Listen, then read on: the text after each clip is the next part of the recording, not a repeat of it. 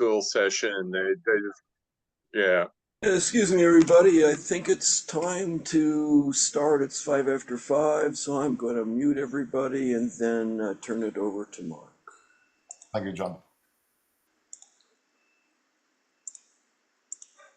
Take it away. Well, welcome everybody to day 2 of this amazing show, Winter in America.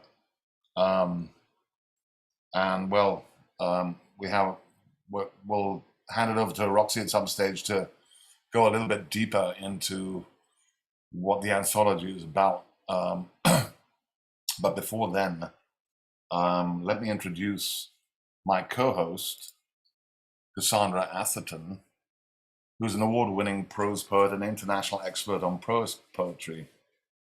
Her prose poetry is widely anthologized and has been translated into Japanese, Chinese, and Korean.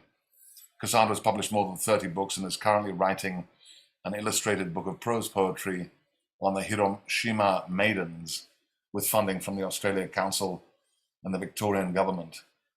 Cassandra co-wrote Prose Poetry and Introduction, an amazing book, by the way, out with Princeton New Press, and co-edited the anthology of Australian prose poetry. She's also commissioning editor for Westerly Magazine and professor of writing literature in Melbourne, Australia. Cassandra. Thank you. I read my poem from Winter in America again yesterday and did thank all of the editors. I'm equally keen to hear Roxi frame this for everyone because it's such an important publication. So I will just read a poem from my Hiroshima Maidens sequence. This one is coming out in the Harvard Journal Peripheries. And I'll just read the first part, which is on Sadako Kurihara. She was 4 kilometers north of the epicenter. She writes about it, but censorship destroys her lines with the thick black boxes and overscoring. Her notebooks from high school are filled with haiku. Now new poems rupture traditional forms. The blank page is ground zero. She sees beyond its edges and past Hiroshima. Her testimony burns. She is midwife at the birth of the atomic bomb. Her pen is heavy. In free verse, she reminds us we are sitting on black eggs. I would like to introduce the intrepid Mark Vincennes. And given that I read it yesterday, it's got a little twist at the end, but please join in. Mark Vincennes is an Anglo-Swiss American poet, a fiction writer, translator, editor, publisher, designer, multi-genre artist, and musician. He's published many books of poetry, translations, and fiction, including more recently The Pearl Diver of Urunmani, The King of Prussia is Drunk on Stars, and The Mayfly Codex. Forthcoming poetry collections are Spells for the Wicked with Unlikely Books, Ironclad with Spite and Dival, All the Tricks of Language with Dos Madres Press, and No More Animal Poems with White Pine Press. A limited edition chapbook, Rocket Ship to the Andromeda Galaxy, was just released. Mark is also a prolific translator, and he translates from the German, Romanian, Spanish, Icelandic, and French. He's published 12 books of translations. Most recently, you know this one, An Audible Blue, Selected Poems, 1963 to 2016 by award-winning Swiss poet and novelist Klaus Mertz. And it won the 2023 Massachusetts Book Prize for Translated Literature.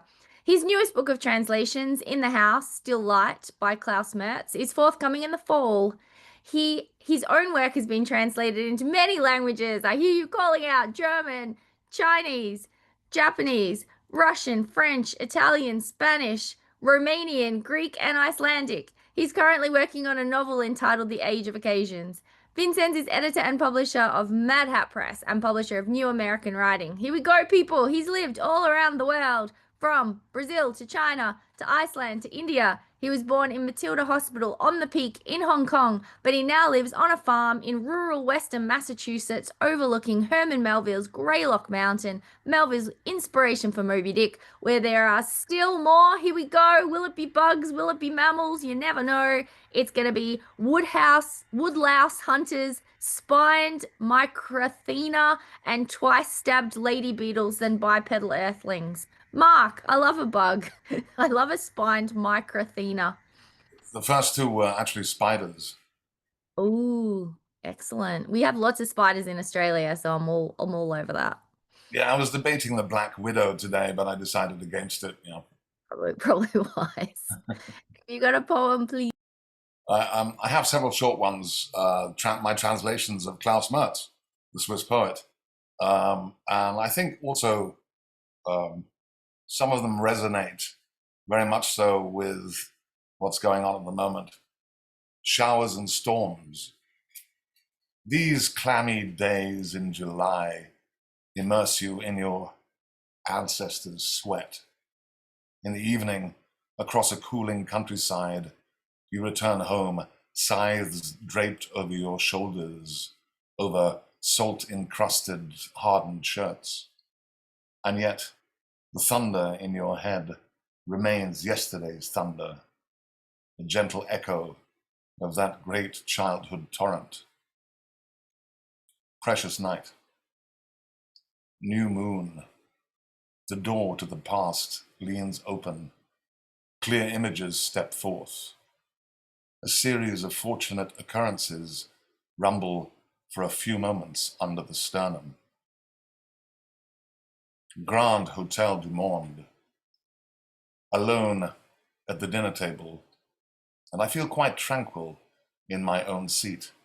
Across the room, a young woman offers a breast to her newborn. Also, the life force of the remaining guests continues to evolve. I shake more salt than right. With increasing frequency, this soft resistance toward everything that seeks to survey beyond the situation at hand. The newspaper still hangs there on a hook, entirely unread, and surrounded on all sides. Watched my neighbor skin a rabbit from afar. That bleeding angel stood as an icon beneath our gilded childhood sketches. She hangs splayed behind me on the bookshelf. Red droplets fall from that winged apparition, as if blown to smithereens through the short green grass. Heavy bombardment in Kiev. A radio advises from the kitchen.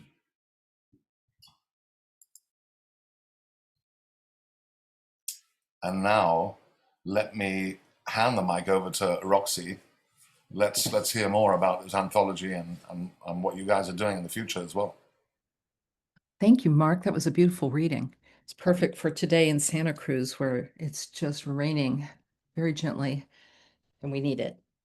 So welcome and thank you all for coming today. I'm Roxi Power, one of the many co-editors of the anthology that we're launching today, Winter in America Again, Poets Respond to 2024 Election. And I feel very lucky to have such an all-star lineup for our first doubleheader extravaganza on both days. I think they'll be on recordings through Balm if you want to share them with your friends. Balm has been so generous to host us. Thank you so much, Mark, Cassandra, both of whom have amazing poems in the book, by the way. John Wessick, Jeffrey Wright, and Jonathan Penton, as always. And I'm very grateful that you allowed me to have a hand in curating this weekend's readings. So today we revisit and, we hope somewhat reshape the traumas around the 2024 election with poets who help us imagine new forms of resistance with language that, in the words of situationist Henri Lefebvre, changes the situation rather than merely documenting it. I keep saying that, and I keep hoping that will come true because trauma's mechanism is repetition, as we know. Freudian return of the repressed. I guess that may have been what happened after the 2016 election. We repressed too hard. I don't know. But with these returns come the return of the transformative language of poetry. There's always really amazing poetry that comes out of these moments of crisis. And so, speaking of repetition, we've had a lot of big launches so far around the country on Zoom for Inauguration Day with about 100 poets at Seattle University, Tucson, San Francisco, Cal State LA for the AWP, two packed house readings in Santa Cruz, And coming up May 1st, 7 p.m., Elliott Bay Book Company in Seattle that Paul is hosting. And we think probably events in Sacramento. And I just heard from someone at in Boulder. So it looks like we'll have a reading mid-June, by the way, Paul, that's shaping up.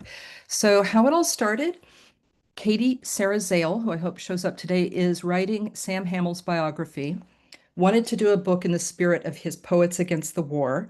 In the preface, she wrote, "As the map of the United States filled with red on November 5th, 2024, countless people worldwide felt grief or helplessness, depression, fear.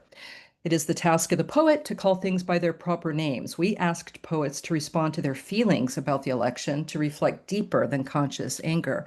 So we asked people not to send their screeds, their didacticism necessarily. Some of us didn't even want to hear the name, I'll just say it, Trump. But in any case, Katie reached out to Paul Nelson, who's here today, to co-edit it with her. And they both reached out to other editors, such as Allia, who is also here today. Dear Paul, the maestro of the Seattle poetry scene through Cascadia Poetics Lab, has done a lot of collaborations with people, including myself. We have a similar poetics. He wanted me to reach out to my network, which tends to be a little bit more, I guess, experimental, for lack of a better word. We had a lot of interesting conversations among the 8 editors, trying to be capacious in our representation of all of our tastes. I'll just name the other 5 editors. I think I've named 4 of them, so I guess 4 editors: Gabriela Gutierrez-Imus, Robert Lashley, C. Christy White, and Teresa Whitehill. And the result of our attempt to be as democratic as possible was a collection of over 100 poets that represents our different styles. And as I like to think, because I think we often have these tribal echo chambers in collections like this, a poetics that is trying to reach across poetry tribes in a way that we're being called upon to do so politically during these times. So the editor spent our holidays in hours-long daily meetings choosing the work after the election, and before the December 15th deadline, we wanted to put a book together in time for inauguration, so 6 weeks. I never do anything in 6 weeks. It usually takes me 6 years to put an anthology together. So thanks for the the energy. You'll find emerging and well-known poets such as Brenda Hillman, Andrew Schelling, C.A. Conrad, Maxine Chernoff, Paul Hoover, the poets reading today and yesterday, and too many others to list now. The book's title, Paul Nelson's Inspiration, comes from Gil Scott-Heron's song of the same name, as I'm sure you know. And a smaller group of editors, still diverse in our poetics, will be working on a second edition to be published before the midterm elections in 2026. So not to make predictions, but we will be calling it Winter in America still. Harumph. I can't wait until we can write something called Winter in America no more. So, and in any case, look for the call probably in August. To honor the massive work of putting this book together at lightning speed and support Greg Bim's great Carbonation Press, I hope you will consider purchasing a copy. I'll put the link in the chat and a link to the podcast I just produced on some of the poets from this weekend's reading, including today's Bill Lavender. I couldn't cover everyone because it has time limits like this reading. So I'll be quiet now and just say thank you. We need each other, and I'm so grateful you're here. Thank you so much, Roxy. Fantastic. And first, from the anthology, we hear from Paul E. Nelson, who hails from Canada and founded the Cascadia Projects Lab and the Cascadia Poetry Festival. His books include Day Song Miracle, Cascadian Prophets, Haibon de la Serna, A Time Before Slaughter, Pig War, and Other Songs of Cascadia, American Prophets Interviews, and American Sentences, A Time Before Slaughter. He's also co-editor of Winter in America, and Cascadian Zen, Bioregional Writings on Cascadia Here and Now, Make It True meets Medusario in Spanish and English, and many other anthologies. He's also literary executor for the late poet Sam Hamill, who I knew and love as well, and he won the Robin Blazer Award in 2014 and he lives in Rainier Beach alongside, how do you pronounce it? Nook Webb, Creek. There you go. place of loon. Thanks, Mark. Your pronunciations are fantastic. And I think I present as Canadian, but I grew up in Chicago, so still a Blackhawks fan. Okay. And have lived in Seattle since '88. Was on the radio roulette wheel for 26 years, living Chicago, Baltimore, Florida, Wisconsin, Peoria, and then Seattle since '88. But I'm delighted to be here. Thank you for that kind intro.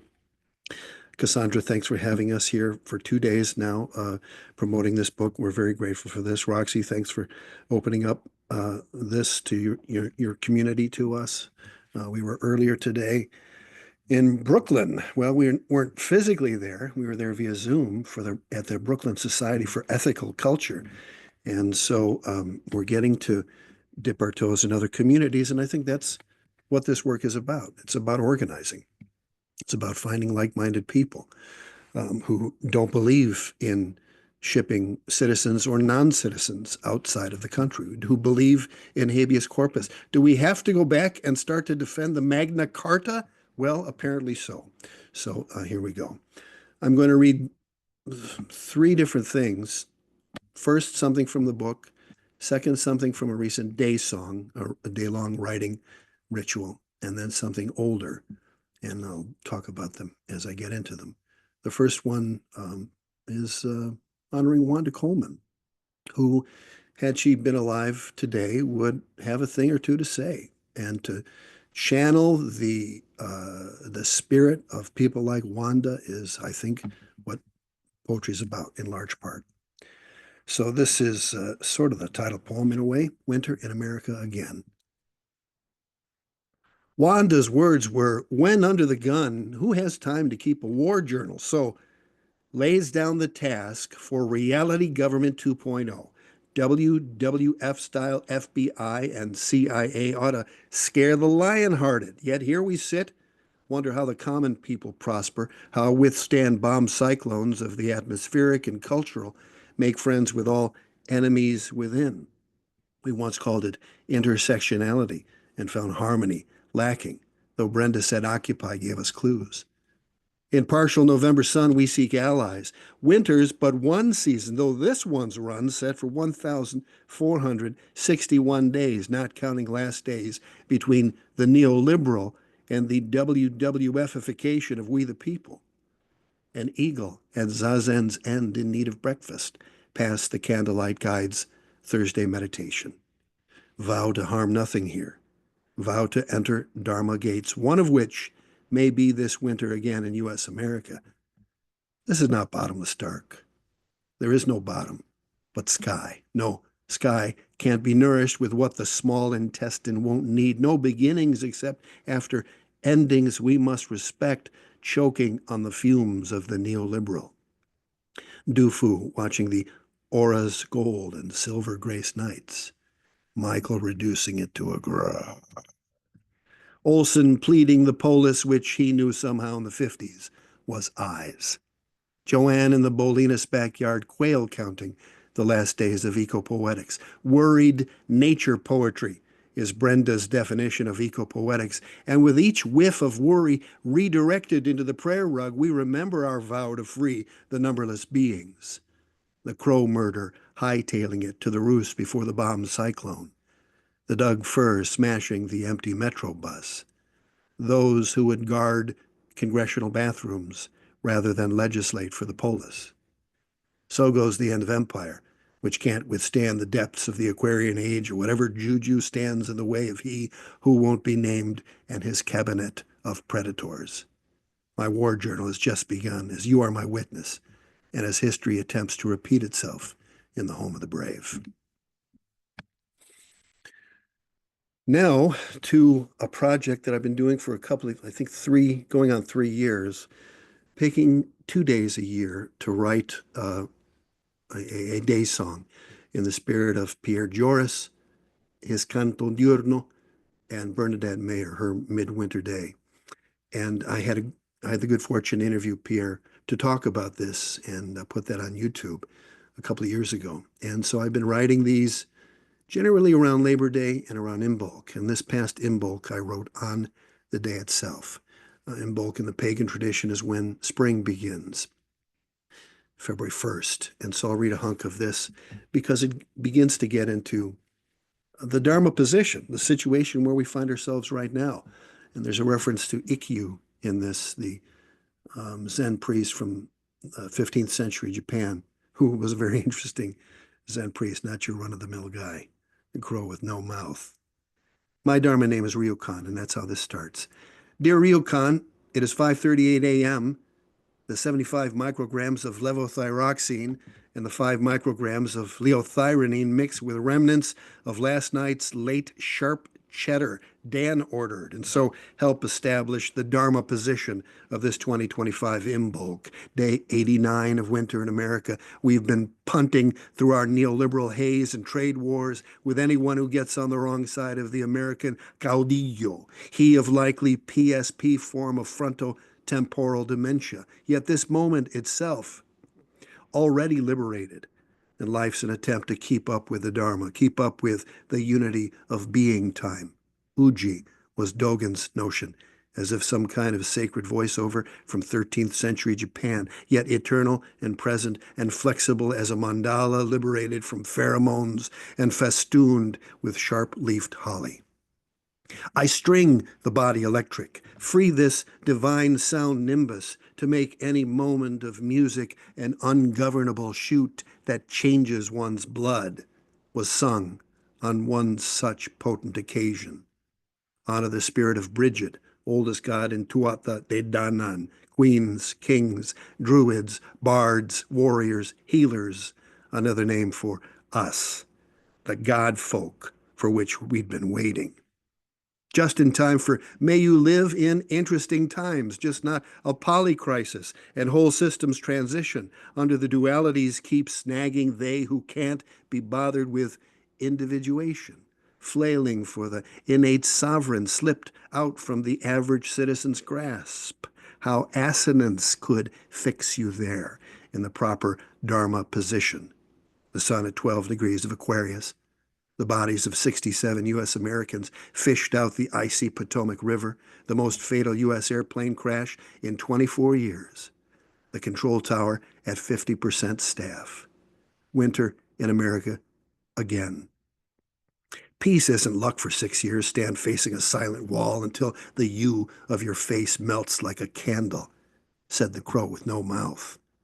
And one's face melts always back into its natural bioregional Dharma position, festooned with Imbolc fire and desolation, coffee breaks and fruit-sweetened cornflakes, assonance and autarky, as Rodrigo'd have it, hemispheric, Turtle Island biopower shaping post-polycrisis life into its most shapely Dharma position, which sounds like Dok Wokweb's constant burble, smells like Tibetan snow lion incense, is shaped like the moon in Pisces and Mercury in Aquarius, feels like late-stage empire.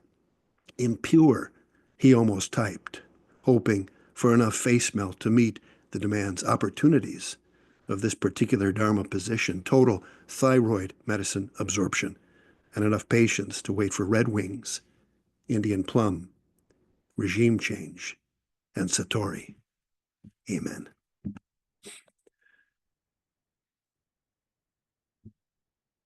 So the last thing I'll read is from my first book, A Time Before Slaughter. Slaughter is the original name of Auburn, Washington. I lived there for 17 years, 6 months, and 2 days. My daughter said, will you promise me you'll live in Auburn until I graduate from high school? And I said yes, and 6 weeks later, we were living in Seattle. But while I was there, I'd done the research on the town, found it as Slaughter, now named Auburn, named after Lieutenant William Alloway Slaughter. Slaughter became sort of a metaphor for what we're seeing now, this need to dominate, to, punch down. And so this is the last poem of the book, and it's based on both the Duino elegies and George Bowring's elegy, Kerrisdale elegies. And they're elegies for Slaughter, and this one's number 10, and this will be the last thing that I do. After summer rain, angels would trample the wet grounds outside the carnival of glands, and yet dead poets always get the last word. Perhaps time sweetens with each deeply felt elegy. We see their picture as if they'd live forever the day before the Times writes their obit. It is the rare July angled rain can eat northwest faces shudder what's left of the white blossoms who refuse to complain about their well-timed descent. Unlike slaughter the trees, the Nootka rose, wild ginger, sitka, columbine, dogwood, Indian paintbrush, the fireweed remain neutral, hold, like Tahoma does, the resonance of every step, and waits patient for us to honor our greed. Inside in silence, except for Friday night car tires humming on wet road below the sound waves of Earth cutting through space, underneath the dimmest constellation and the sound of the lonely night's last freight train horn, dead poets pose as angels, send metaphors for your verse, remind you the whole world's alive inside that green wheel spinning in your chest, making a mandala of spent matches from lit prayer candles and pink rose blossoms offered to the lady. You are only a reflection of the skill your parents had in the lightning flash that became you and for which you yearn to return, endlessly checking the weather forecast while the stuck river rolls beyond the spot of diversion. You get a hernia as your marriage falls apart, or your nose bleeds for recognition. But the grace saving you's the extraordinary patience of dead poets. Dead poets in the garden scaring raccoons.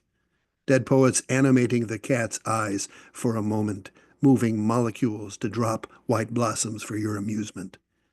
Dead poets caught in your throat in the fetal position, like latent antepasados turning the last blood fire burn into your richest, deepest song. Sunlight's headed south now, faster than the cat can comprehend, makes the tips of stuck waves more white, animates coyote's smile, lubricates the stunts of stellar jails, keeps light shining on slaughter, not waiting for better weather. And a poet you knew will become that light, or that latent angel, or that force moving molecules to amuse your evening walk faster than your aging synapses can flash across their gap. He who could live beyond the last parenthesis. She who could hold fire in her hand. He who makes better weather for those who honor their ancestral land. She who marks the northwest July sun's closing arson orange and apricot rays in skin, blood fire, and melted wax. She who taps the never-ending flow can withstand every parlor trick slaughter could ever conjure, with a rare commitment to every blossoming every species has ever known. Thank you. Beautiful, Paul. Thank you so much. Thank you. Next, we hear from Allia Abdullah-Matta, who's a poet and professor of English at CUNY LaGuardia in the Graduate Center Africana Studies program, where she teaches composition, literature, and culture, creative writing, ethnic studies, and women, gender, and sexuality studies courses. Allia writes about the culture and history of Black women and explores the presence of Black bodies. She has also published chapbooks, Washed Clean and Blues, Politico, Black Print, and critical pedagogical articles.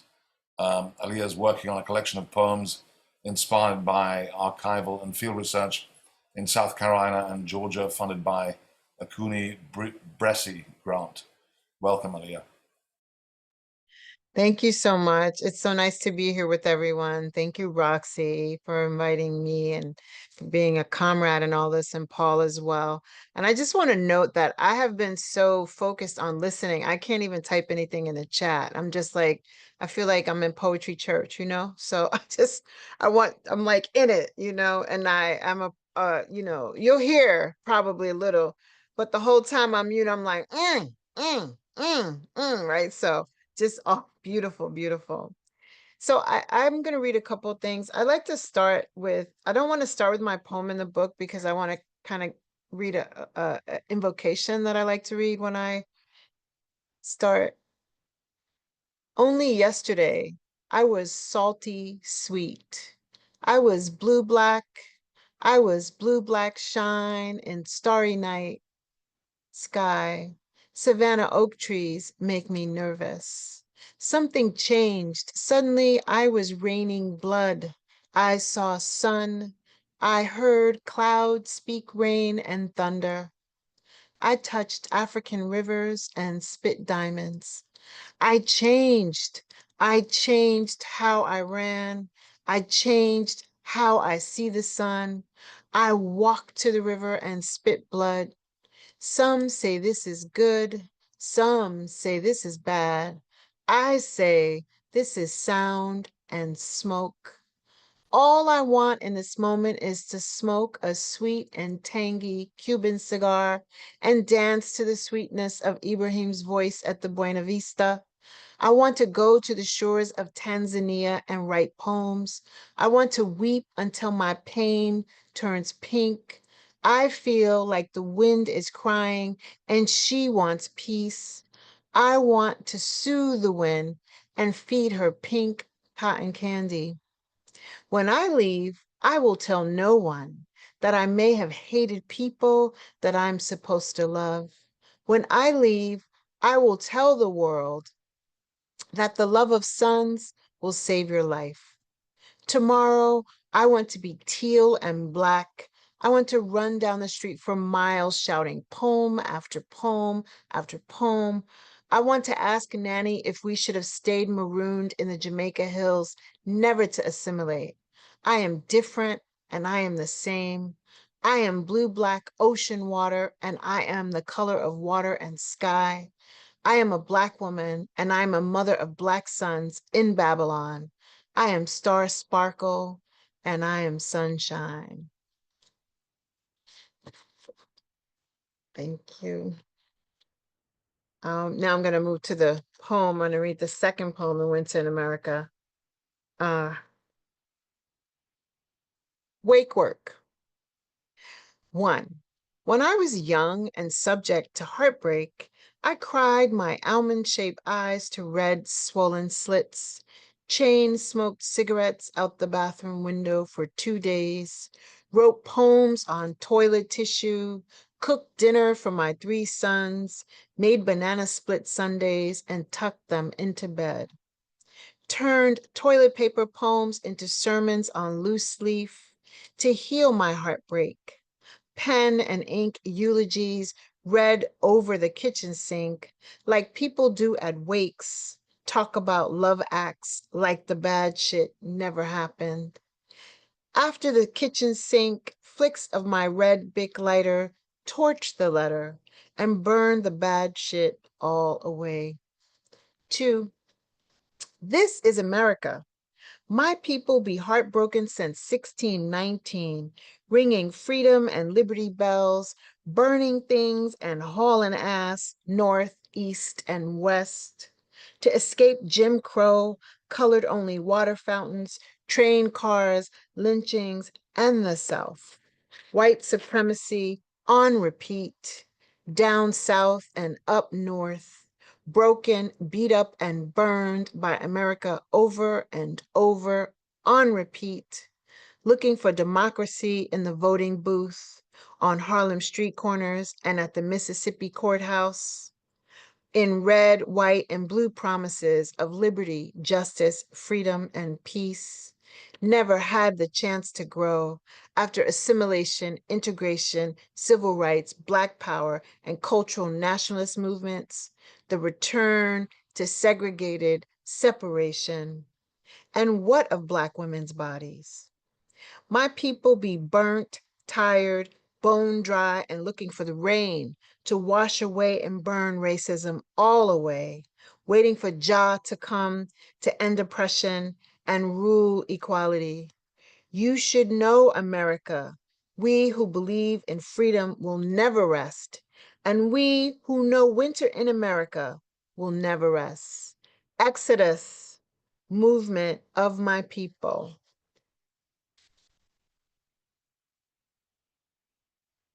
Thank you.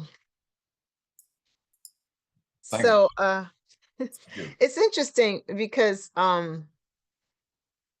I don't know. I feel like a historian in some ways with this poetry. It's really bizarre what's happening in my, the way what my work blends together. So anyway, so these are two short poems, both called the same title, Them.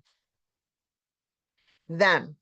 The ocean speaks to us. She acknowledges that we have come from far away, though our DNA has a place here.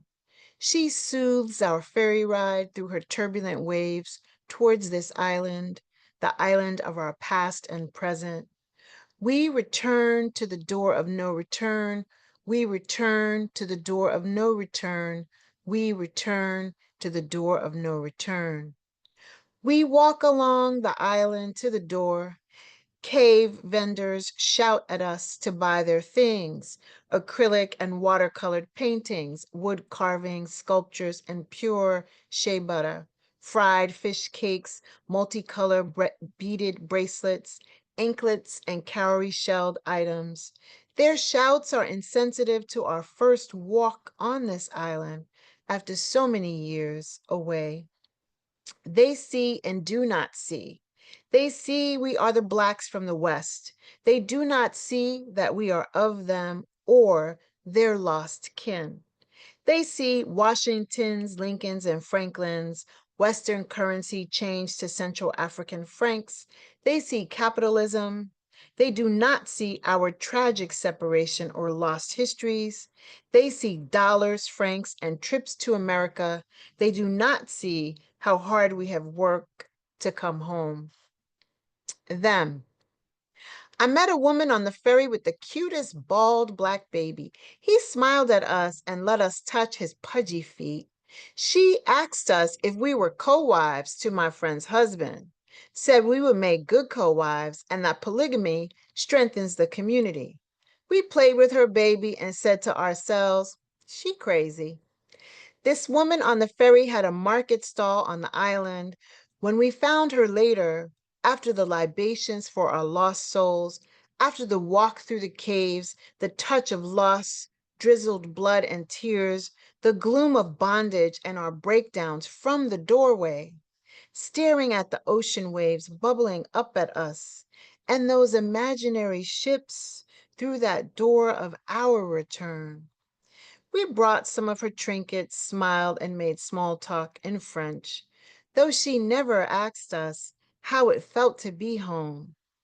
We returned to the door of no return. We returned to the door of no return. We returned to the door of no return.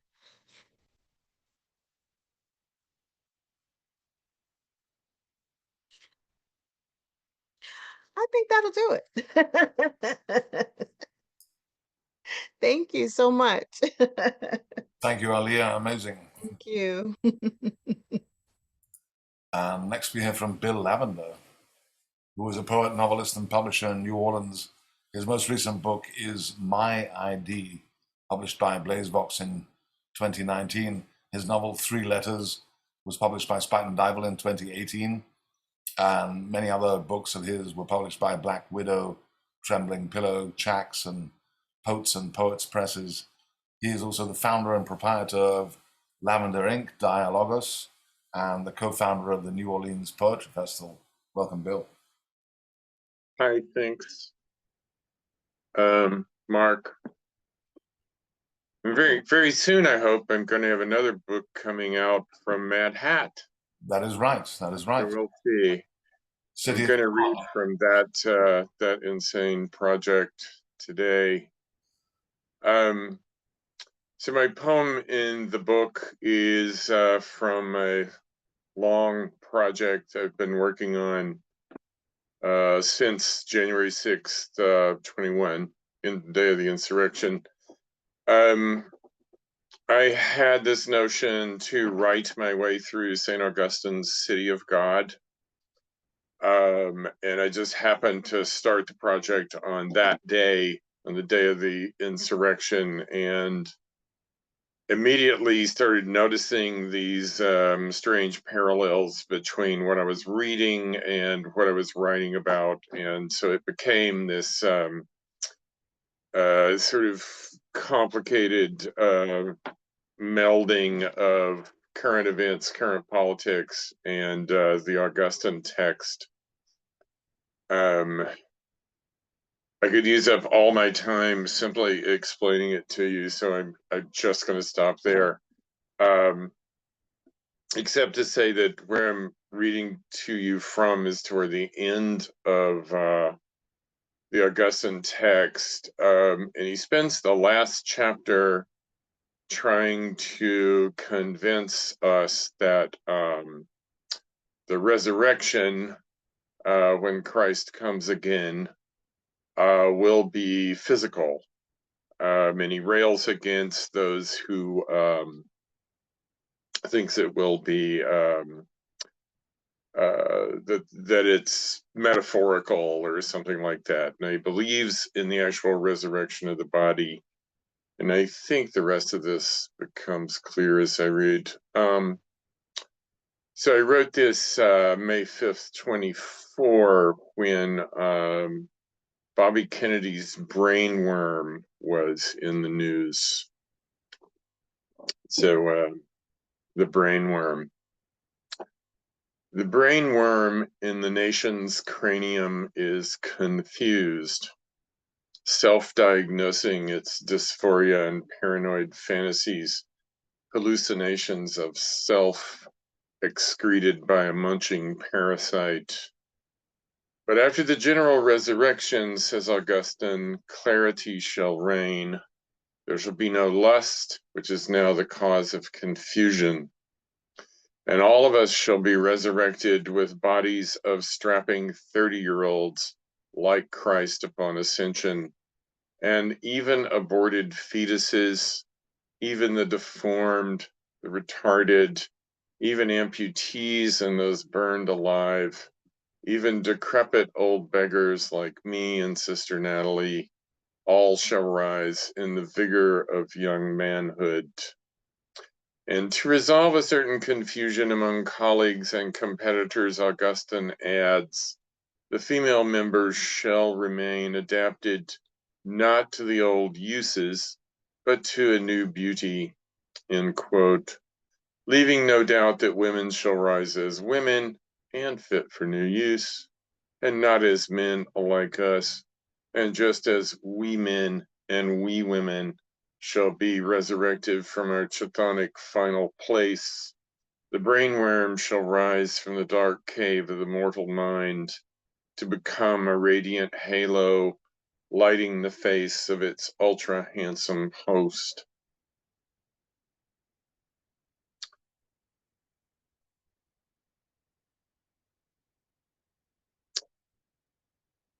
Another motif that runs through the book is the homeless people I pass on a daily basis driving around the city.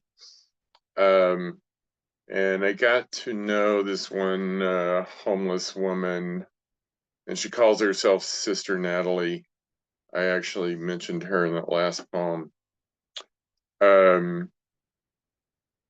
She has she's missing an arm. Her left arm is severed at the elbow for unknown reasons.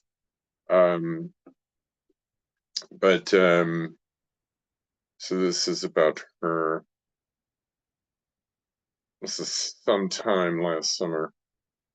On this sweltering summer day, asphalt bubbling under her flip-flops, she steps up to my window and I see my opportunity. Would you mind if I took your picture? It's for a book I'm writing.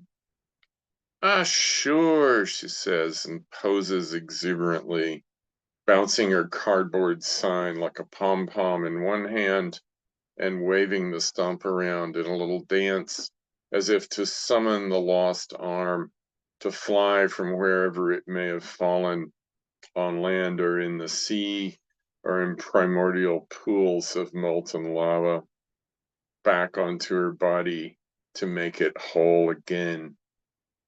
For, quoting Augustine here, for in the resurrection of the flesh, the body shall enjoy the beauty that arises from preserving symmetry and proportion in all its members.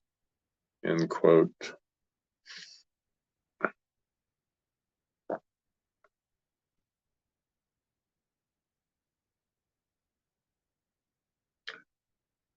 Another motif that courses throughout the book is the motif of the great lie, the große Lüge in Hitler's term, which refers to a lie that is so outrageous and sort of so monstrous and also so easily disproven that no one can believe you would actually say it. So it actually becomes believable by its very audacity, because obvious pertinence to today's politics, of course. To believe the great lie is to be the true mystic, holy one who sees through reality to the real of pure desire. Augustine says this life itself, if life it is to be called, attests to this eternal verity with this litany of temporal miseries. That is to say, the fall is in the naming, belief the shark fin of doubt. The more he believes, the less belief he owns, and the more the rhetoric glows. He orders his scribe to expand the catalog, strike the conjunctions, unfurl polysyndeton, pleonasm, conceits that wind like the dragonfly's path, metonymies to take the breath away, symbols that send a shiver up the spine, so we may know beyond a shadow.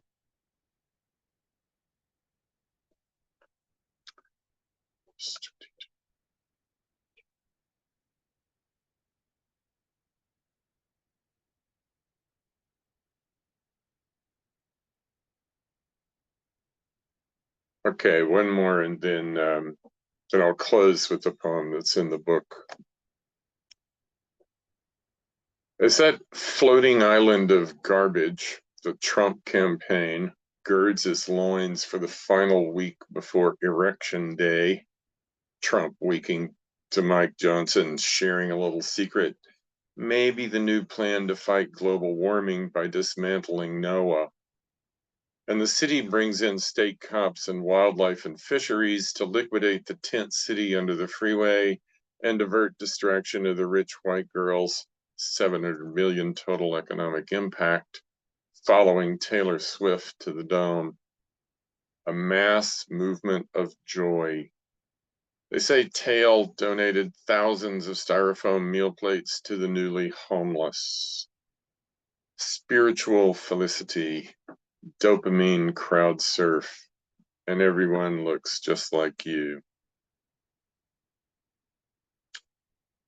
And then November 5th, Election Day. We watched an episode of something we immediately forgot, then turned off the TV. They shall never lose their bodies, even for the briefest moment, nor ever lay them down in death. That was a quote from Augustine. Arrow says the turning away sickened from Porphyry and Plato's forensic arguments. For democracy is kingdom of desire, pleasure in bondage, hideous orange face on the flag. Morning after, at City Park and Canal, a guy slouches shirtless on a bench next to a heap of filthy bedding. Sister Natalie appears through a crack in the cemetery wall, lights a cigarette on the windless day. We're stunned, but not truly surprised, having secretly felt its inevitability, and now relieved we no longer have to pretend. Don't leave love out of the equation, Mark told me, but this might be something I'm not equal to. Augustine too speaks of love, of using love to drive the Vandals from the gate. Caritas, for example, of conservative causes Bernie Marcus leaves his billions to. Charity of calling that woke crap what it is.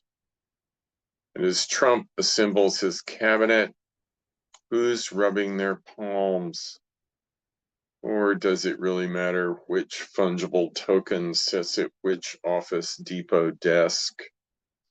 Like those North Korean soldiers tanking into a Ukraine they've never heard of, drones on the front line, orders from the AI, and after the battle, those still living return to their benches. Thanks.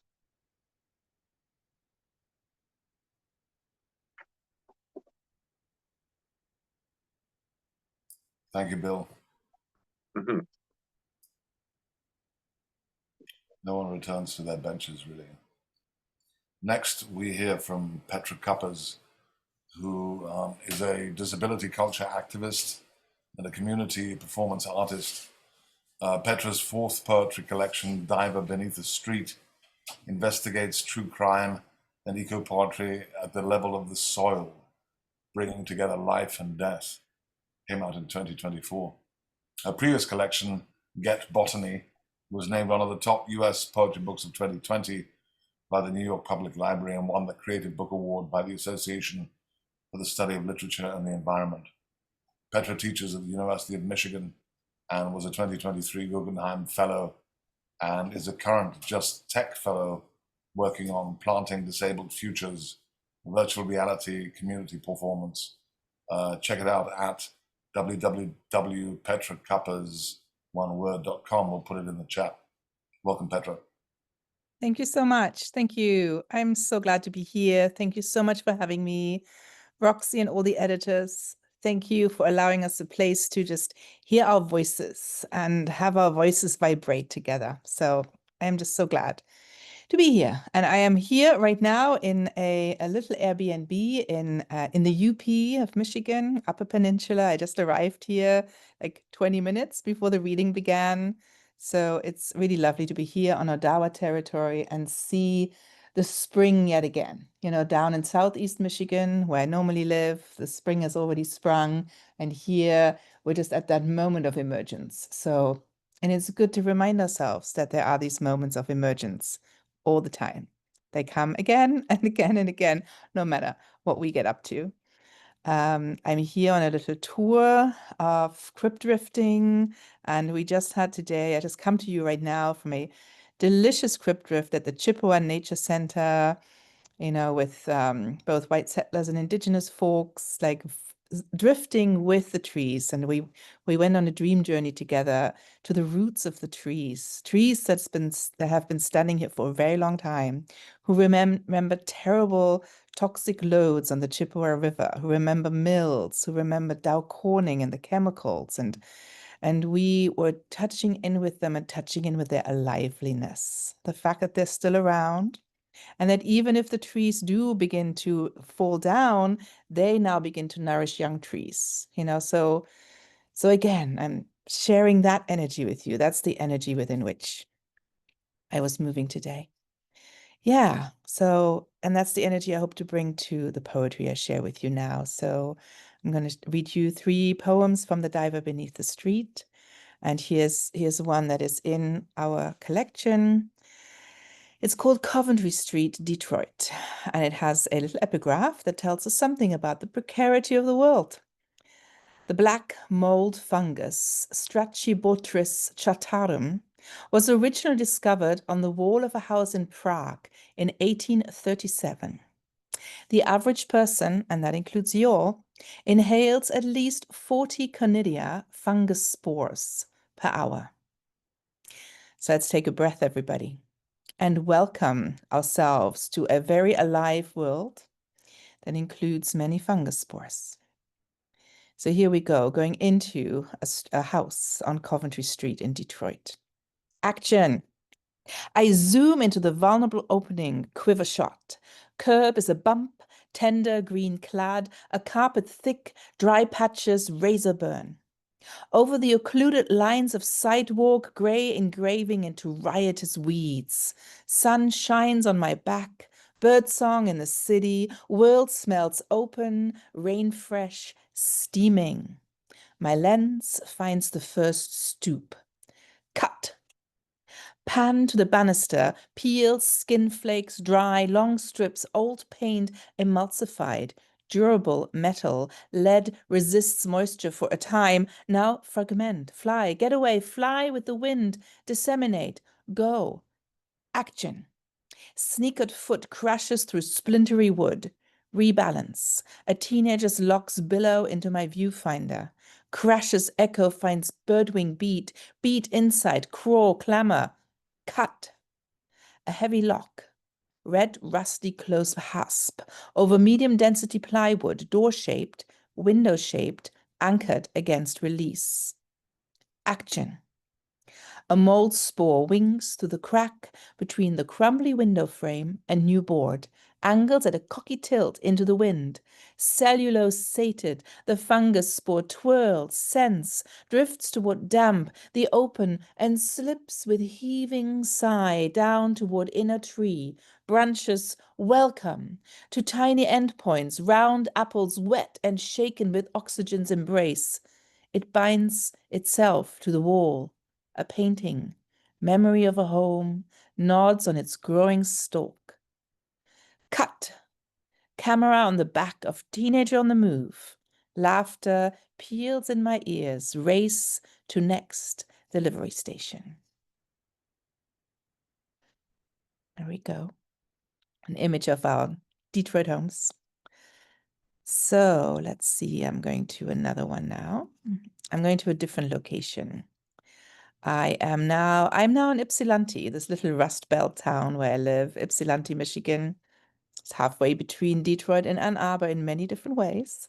And I am giving you a poem of the time that is up here in the UP, not the time where it is down south. So it's like early spring now, very early spring. And I'm going to tell you the story of night crawlers, of rainworms, of little worms, earthworms. Now, all earthworms in this part of the world, the US, Turtle Island, are settlers. They're little pink settlers because a previous ice age has actually has wiped out all the old rainworms. And so these rainworms that we now know, the earthworms we now know, came along with the ships. So pink settlers, here we go. Let's give you a story of those. Night crawlers. Roseate snow billows into storm. Willow weeps rings of satin dissolve. Moonlight spills out of the glassless bay window downward, pours magic into the ground. My footstep hits hard, dies buzzy in kneecaps hollow. Worms faint into femur head. Heart stop. Arrest. Worm tunnels freeze to stiff pockets beneath, beetle carapaces folded to deep winter tent. Crawl energy zaps a house height beneath me. No rain, no snow, no wind, no sun, no hail, no fog. Lights worm cavern, winter vacuum beneath slime. Sleep in the winter, ball in jellied umbra. Bind us deep down, fix nitrogen, seed soils, clasp heart memories of liquid, earthen spring. Yay. Somehow that seems very appropriate to where I am right now. All right, and I'm going to read a poem called Foundational. I think you're by now getting the sense that a lot of my work is involved with toxicity and alivenesses, right? That kind of interplay of the toxic world that surrounds us, that we're once again living in way more intensely. Who knows what happens with the EPA and everything, but also the alivenesses, the survivances that surround us everywhere. So this next one, Foundation Ore, is once again about lead, because I live in Michigan. Foundation ore. Lead pours deep molten core. Explode volcanic. Scald skin, scald memory child, deep in the well. Child, shrivel fire hair, foresee new futures in the flame. Create a culvert under the road. Canal, run the rest. Lead pours mobile, widening, eats the banks of body, artery, tissue field, eats till curve contained in cooling ooze. Duct, find local materials to create a bridge over the water's path. Blood barrier, brain barrier, lay a pipe. Offer flood control, gutter, lick the wall paint. White dust bedazzles the crib. Let the moisture drain spillway. Avoid foundation damage. Lead chips a holy wall, a lacy fringe, plum diary, notch doorpost. Stick smeary black and white photograph between the buttons of breathing walls. Channel the path of excess away from buildings, back to the mainstream, sluice. Let bullets into grey mass, displace with splatter ferocity, ping of clanging pipes, indoor plumbing. No footprint on the dewy grass in the early morning. No chalky moon glimmers on new metals. Suspend astronaut helmet crystals at night. Lead glances at earth, at spine, at sky. Thank you. All right, let's see. I am going to release the floor. Maybe I give you a short one. Let me see. Yes, this one. Okay, one more. Last one. Yeah, this is my last one. So another eco poem that's also about disability and once again about the ways we live in the world, in the complicated world. Night dive. Painkillers. Please soar and soak my stomach's lining. Drench, dissolve in acid, spread lake-like deep inside, sink to shallow pool, roiled by spasms, muscles in weak revolt. Then nerves lie fallow, capped, broken, small veins in my cheek, around my nose, sun-damaged childhood, coconut oil scent and heat like a blanket fort. Young birch tree caress in my soft hand, grass, beetle, crumbs of earth spill brown, last moisture hind, sun licks, ancient stars heat death, rays funnel from afar to my brown eye, to this ache of finger rails stretch, stub toward pillbug who rolls in response, laughter sings, sing to blackbird, to raven, to eagle, to robin, red cheeks dimple under water, under tears, catlick, dog pink tongue, clicks of paws on tiles, water.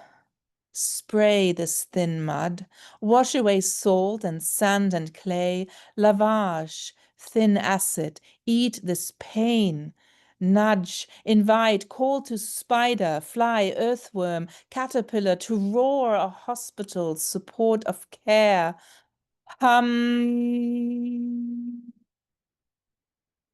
hum.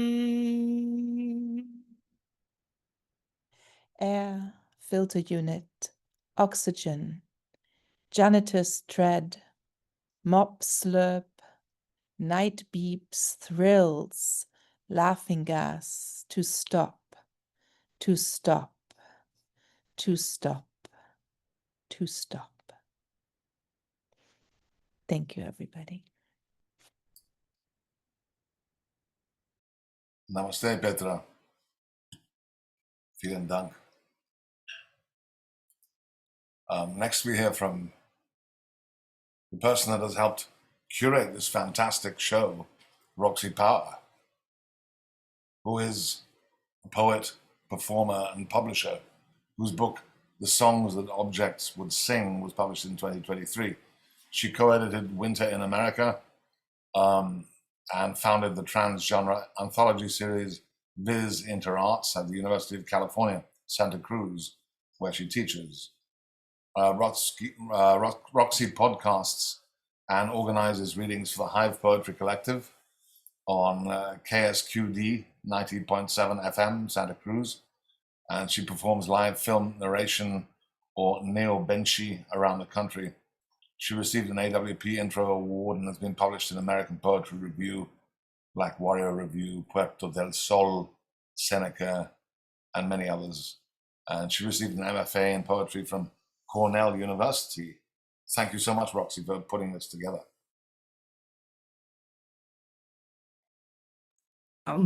My pleasure. And thank you so much for hosting us. What a gorgeous reading, Petra. You and Mark and Sens both have that amazing reading voice and that I appreciate. I think I'm going to open with a couple of poems that are not in the book for people who have come to so many. We've organized so many readings. I know several of you have heard our poems many times. So this poem is excitingly forthcoming from the Australian journal Axon Creative Explorations. Thanks to Cassandra and Paul Hetherington for choosing it. It's called Let Ourselves Be Train Tracks. Imagine meeting in a shallow green water, manatees on a lengthened spine of morning. The thought arose in my ribboned bones. Barnacles of old love encrusted along the vertebral reef of longing. Is longing lengthening? We are compressed, shrinking into a rumored heat wave that may lengthen into the rest of time. There is an end to it. My daughter, will it just keep getting worse? That thistle is as tall as a teenager from one perspective. From another, it's a winter of tea. Your immune system flickers in time with TV. Windows in the spine of morning nibbled by carbonation. Sorry if I was a train track and you tied there by Florida. Compression has its limits. We need an infrastructure bill to repair the crumbling. Or an ecosomatic ritual by C.A. Conrad, conjuring the queen in a bottled candle from World War II, when we lengthened our spines, perhaps ignored the manatees who were happy about that, repaired the crumbling, and let ourselves be train tracks for another century that never came. And forthcoming from the Naropa Jack Kerouac School Journal, Bombay Gin, I think you're going to be in that issue too, Petra. I hope. I thought I saw that. Kind of just drafting on the eco poetic energy that you just conjured, Petra. Machines eat the remnant light. A chainsaw cuts the day in half. The fate of proportionality, a matter of context. The sawdust of words resembles children's sentences as they reason with bad dreams. Machines eat the remnant light on trees, remainders of what's scheduled to be broken. We cover our ears inside our souls. Landlords erase the visible. If we spoke, the motion of our mouths would resemble the scene. The saw chews the light on the skin of trees. We bottle our eyes against the shredding like sunglasses against white teeth. Now the yellow plum trees of all our summers lie prone in the duff. Little jarred suns sealed inside memory. Preemptive loss fermenting like a life. We cover our eyes inside our souls and listen as the forest refuses the terms. The chainsaw laughs in reply. And also forthcoming from Bombay Gin, I can't see the screen, so I hope you can hear. The theme of this issue is the strangler fig. The tropical strangler fig is a parasitic banyan that fights for light in the dense jungles and survives by wrapping themselves around other trees and choking them. They create a very beautiful pattern of vines in the process. And the journal was looking for art that bites through the vines in the artist's mouth. It's called Be a Caribou. 1. Oh, and this is for you, Mark Vincennes, because you were talking about Marcus Aurelius yesterday. Okay, Be a Caribou. 1. Arbitrate the coming ennui with a maxim from Aurelius. By apatheia, he didn't mean lassitude, more like control yourself before you yop. Be a caribou and carry us along to the glistening silence. Elongate the future ice. By apatheia, I didn't mean apathy of the perpetual American adolescence. Done, says my words when I send done, says my phone when I send words away. Wherever your fancy lets loose a little jouissance, a little elevated yop, it gets triangulated by history. Grace to be merely ignored rather than flung by anger pincers into an acid bath of massified rage. I know you know I know what you mean. Someone is waiting to future fire us. Someone is waiting to shepherd us to an ice cave where we all fit. Someone is making paratactic promises they aim to keep, trotting over ice with their large, sharp hooves, crackle grunting during the rut, chins a waggle, they yawn. 2. The past is a parasite, a dwelling made of fingers around your throat. Now, when you speak, it's to yourself. Ruminant that you are, you chew and chew. Antelope, cow, or caribou. Choose your own avatar in the parasocial, an illusory kingdom where you are not prey. Interact with screen icons as if reciprocal. A light is left on in the bathroom, like the buzz of your phone, lit at all hours, waiting for you to visit. You turn things off to see what's inside the cinema of your mind, like a Nathaniel Dorsky film, slowed to the metabolic rhythm of your nervous system. Chew the light until digested, slow. A caribou grazes on shoots through the snow at dusk. Enzymatic thought seeps through the glow of winter's dull blue as if muted by stained glass. A cathedral in your skull, the only screen that escapes the strangler. Parasocial interactions, PSI, a diagnosis. Love, flattened to fit in your pocket. Parallelogram of pretense.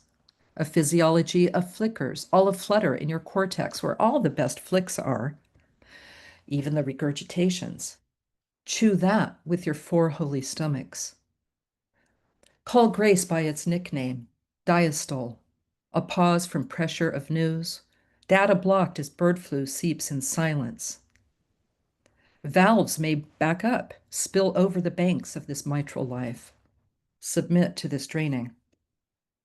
Heart-adjacent murmurs bypass traffic and dark forests, any density where you might, strangle the future on the way to the photon field. The ego project is doomed to failure, says Brenda Hillman. But what a pretty mosaic of vines laid atop what could have been you. We're certainly evoking Brenda a lot today between Paul and I. And here's my first poem in the book. And this is what the book looks like, by the way. We like the design, by Roberta Hoffman and her son Jasper. Okay, so this is called I Think We Have an Atmosphere, and it's a kind of ambivalent homage to my muse, Wyoming, where I grew up. And when I say homage, it's also sort of an expression of disappointment to it as well. I think we have an atmosphere. All weather is a prayer for causes deracinated from each choice. The economy, the podcasts, the broligarchy, the Keurig, the water bottle, the plastic tub once filled with spinach float now in our future.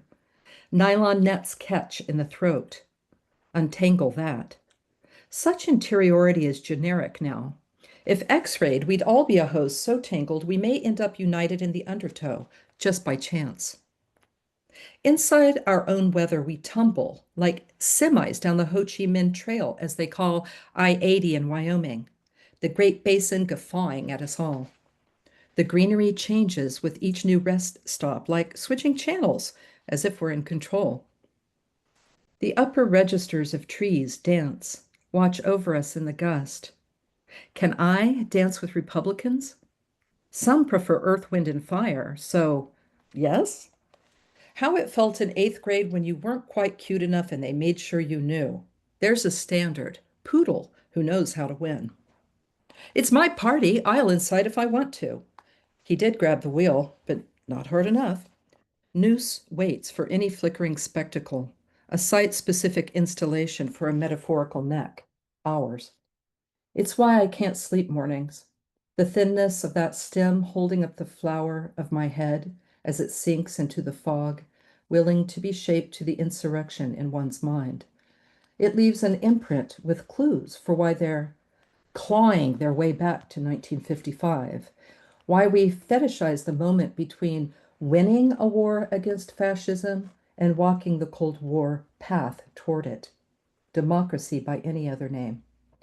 If you name it and arm it, your polis will hold in any storm, like a well-sprayed hairdo, an updo, like Audrey Hepburn's or Lana Turner's, the B-52s after the damage was done. Who's belly laughing now?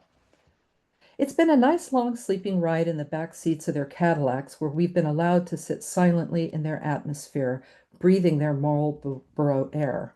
After tapping on the wheel for a chance to drive, we were knocked back to the middle of last century, our pinafored horror frozen on faces that hadn't yet screamed at the Beatles, hadn't yet seen Emmett Till. Bodies exploded on nightly news, the bringing down of America so we could bring ourselves up. And my last poem, and the only other one in the book, is called A Supermarket in Pisa, which was written out of an inspiration from taking a course on Ezra Pound's Cantos with Andrew Schelling last year. And of course, it's after Allen Ginsberg's A Supermarket in California. What plots I have to unwrite tonight, Heidegger, for I blindfolded myself and spun around under the stars with a head full of panic, self-emptying, dreaming of a full moon or other horizon. In my fatigue with mere blindness and shopping for an escape from the sensorium, I put on noise-canceling headphones and entered the Imaginarium, supermarket to the stars, dreaming I was also Beethoven. Oh, senses and their enumerations. What pitches and what glissandos, whole lines chopped smoothly into perception as though Levertov whispered in my ear. I moved carefully, experimentally blind, shopping at night. Aisles full of whorehounds, babies coughing like tornadoes. And you, Robert Duncan, what were you doing down by the magazines reading Mother Jones? I saw you, Ezra Pound, hardly guileless, lonely old scrubber, freed from prison through nude directions editions of the Cantos, poking among the MAGA, eyeing their brains and saying, nah, hardly F.T. Marinetti, just underpaid grocery boys. I heard you asking questions of each. Who killed the vortex? What price banalities? Are you the angel, the muse, or the duende? I wandered in and out of your stacked lines, played on audible, following implied line breaks and their rhythms, and followed in my imagination by the store detective, Duncan. We strode through the open forms together, switching to Chet Baker's Let's Get Lost, tasting fancy lips, possessing every silver trumpet, and never passing the bottle hidden in Chet's pocket. Where are we going, Ezra? Our eyes close in an hour after we remove our blindfolds. Which way does your fear point tonight? I touch your book and dream of our awkwardness in the supermarket and feel interred. Will we be hit tonight by Ubers, speeding through solitary streets? The homeless are shades, lights out in the sodden tents. Like you, in your cage, dreaming of the lost bardo of war, while autodidacts in headphones make each cottage silent?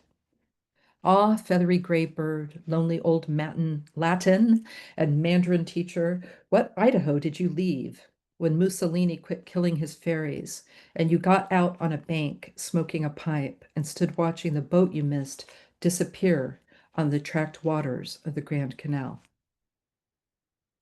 Thank you. It has to disappear on the Grand Canal, of course. Thank you, Roxy. And thank you guys so much for this wonderful reading. My God. One of our best, I think. So yeah, Paul, Allia, Bill, Petra, And Roxy, wow. This anthology really needs to get out there. And let's do our best to make sure that happens. I'm sure you guys have seen the post in the chat, so spread it far and wide. Next, we hear from our technical director, John Wessick, who's written over 1 million words in poems, short stories, and novels. Hundreds of his works have appeared in journals such as the I-70 Review, New Bus News, Patterson Literary Review, and Unlikely Stories. He's also regional editor of the San Diego Poetry Annual and host of the Gelato East Fiction Open Mic. John's latest book is Reductio ad Absurdum, a collection of parodies.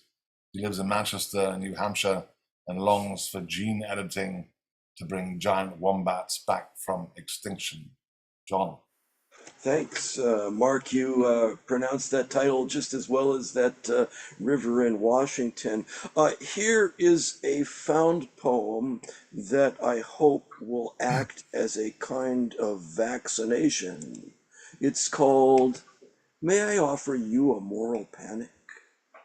Fire hose of addictive content entering kids' eyes and ears, rewiring childhood on an unimaginable scale. Social media, video games, porn sink in their hooks. Hitler was a beginner compared to comic books.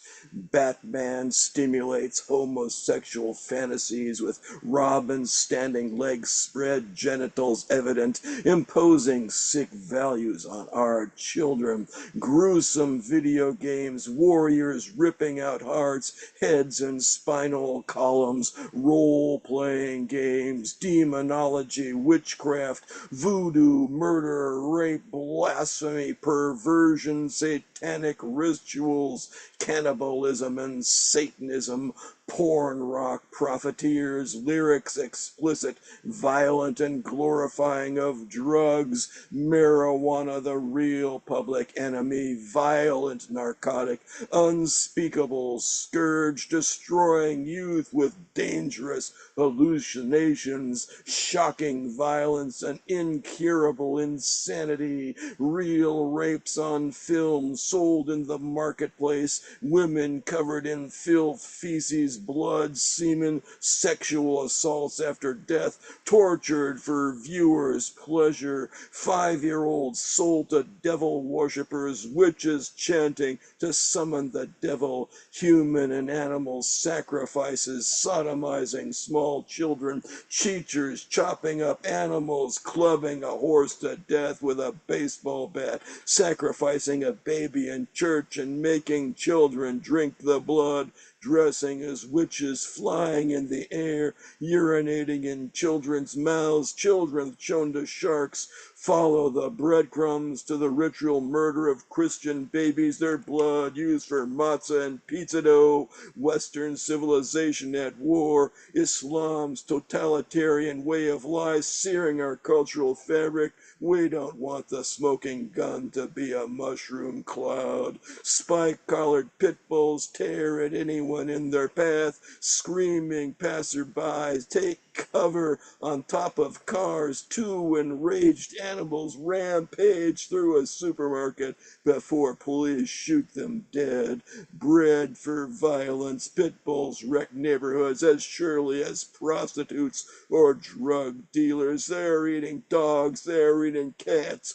Boys fall prey to the dark hole of incel online content, bullying, taunting with fatal consequences, while self-proclaimed involuntary celibates engage in misogynist discourse within the so-called manosphere.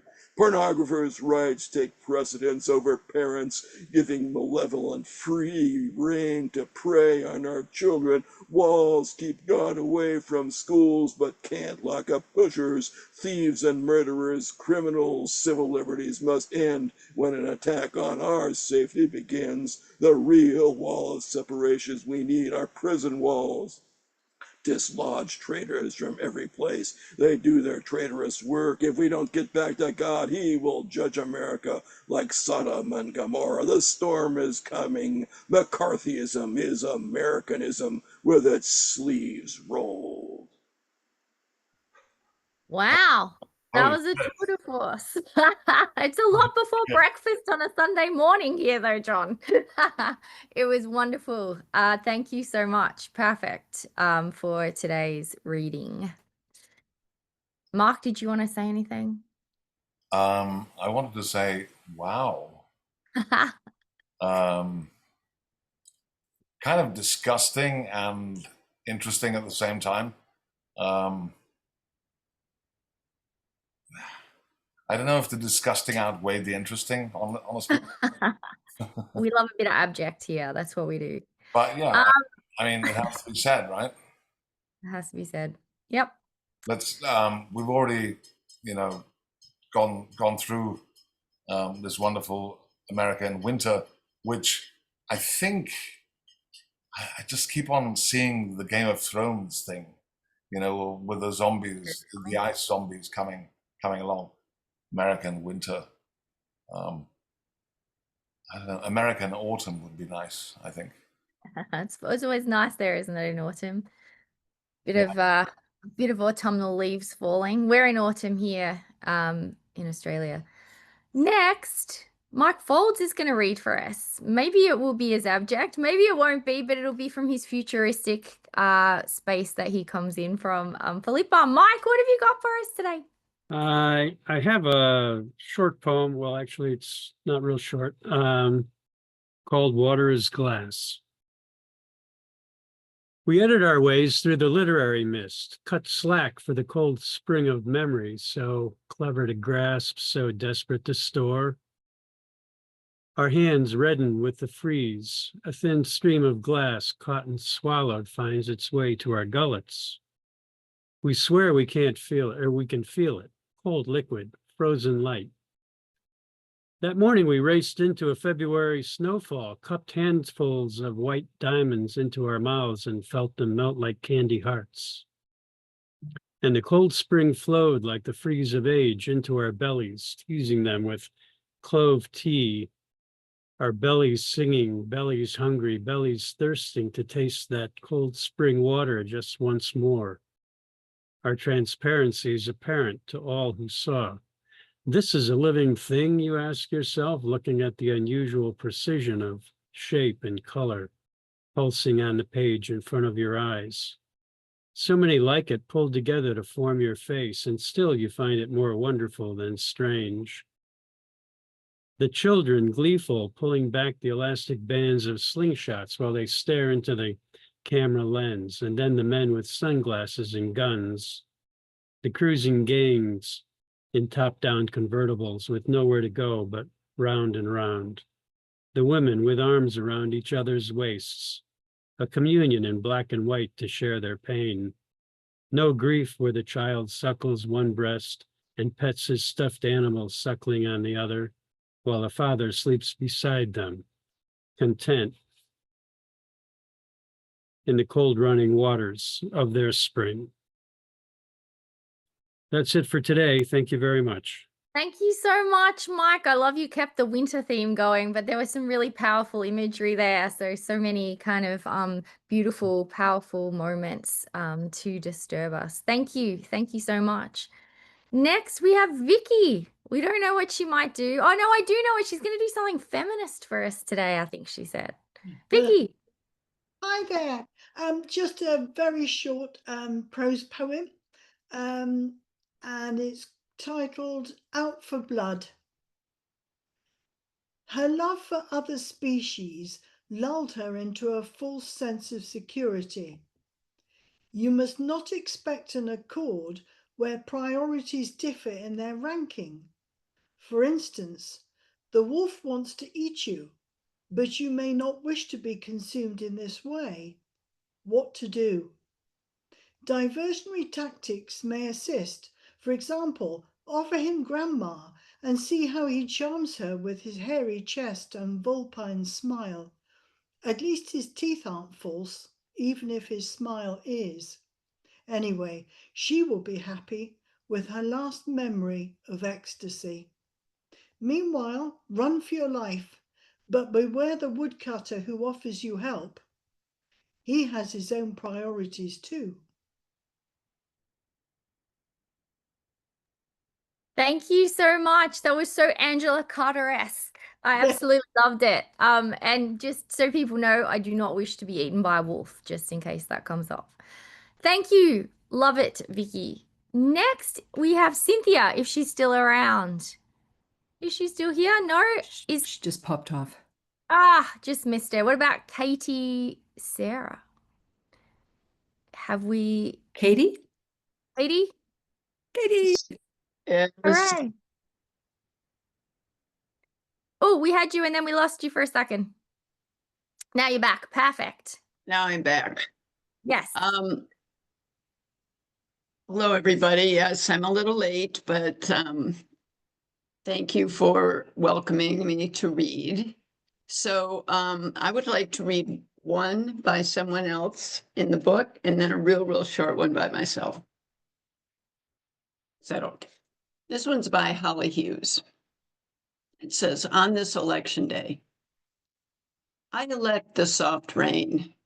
I elect the Japanese maple's scarlet shawl. I elect the bright blades of straw mounded around the fig. I elect the kingfisher, swooping to spear the bright fish. I elect the red-tailed hawk, soaring over fields gone fallow. I elect the possum, swaying side to side like a wet mop. I elect the crows, their knowing commentary. I elect the mushrooms, punching through dark loam like a fist ready to revolt. I elect the stellar jay, taking charge at the feeder. I elect the hummingbird, vanishing into the infinite sky. I elect the oh so democratic crackers. I elect the Himalayan blackberry vines, taking over the hillside.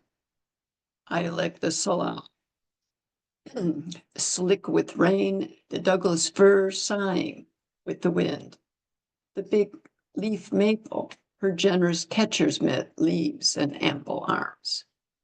I elect our neighbors, growing food for the food bank. I elect those lined up outside, waiting to fill their bags.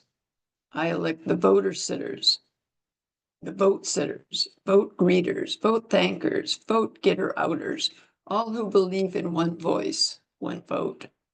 I elect those who've been silenced, their votes suppressed, bank accounts closed, homes shuttered, abandoned, flooded, fled.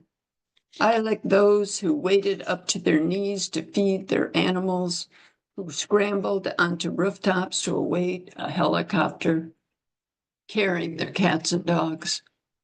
I elect the voter who grabbed her ballot as she evacuated her home, flames licking at her heels. On this election day, with so much at stake, I elect us all. And just a quick short one here. Myself, it was for my friends who are not afraid. This is after William Stafford. It is a time to be afraid, a time to look deep into the first person you meet. Stay silent until their fear locks with yours. Steady one another as your knees falter, as the struggle to find words brings you down. What you fear takes you into yourself. Here we are, each alone. We are now the country we asked for. We carried each other here. Thank you. Thank you so much. It's really wonderful to hear more poems from this incredible anthology. So absolutely delighted to have them here with us. We have the badass Brooklyn poet next. Cindy always has something wonderful to share. What have you got for us today, Cin? Oh, well, yesterday, anyone who is here heard my 2 anti-Trump haiku.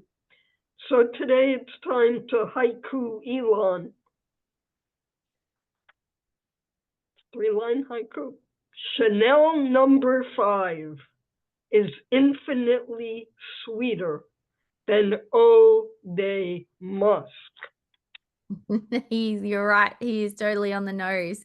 Thank you for that. And Bob could not be with us today, so I'm just going to read one of his short poems called Tuesday, just because it's Monday here in Australia. So I thought I'd forecast maybe what's going to happen tomorrow. So this one's from the kitchen laureate himself, Bob Heeman. Tuesday. I saw the words. I saw the music. I saw the plan. It was confusing. I saw the lady in the sky. I tried to wave, but she sailed by. So that's a final word from Bob. Back to you, Mark. Well, thanks again, everyone. This anthology is super important. I hope I don't get deported because of publishing it, publicizing it. I'm just kidding. I'm just kidding. Oh, God. Let's, okay. Don't say another word. But as we We'll know, just take. all sorts of weird stuff have happened. You know, some Australian guy who's been living here for 30 years comes in and like gets deported. Someone else gets sent to Guantanamo Bay or El Salvador. It's kind of, it's very unnerving, the whole thing. I think actually that's in part the point of it, to keep us kind of unsteady on our feet. But we shall not be unsteady. This is a poem called Crypto Fingers. Crypto Fingers, envied by industry titans and their well-heeled magnates and moguls, sages, astronomers, and smiths. It was said those with crypto fingers could peel back layers in a flick, or a snap, or a whip, and could count in multiples of 7.5 to half a dozen or more. In the former days, these folk were said to be enchanted by the iron and her blessed ore. Still others were distrustful and took to wearing dark levers in protest, claiming the crypto fingers had a devious plan to conquer the known world.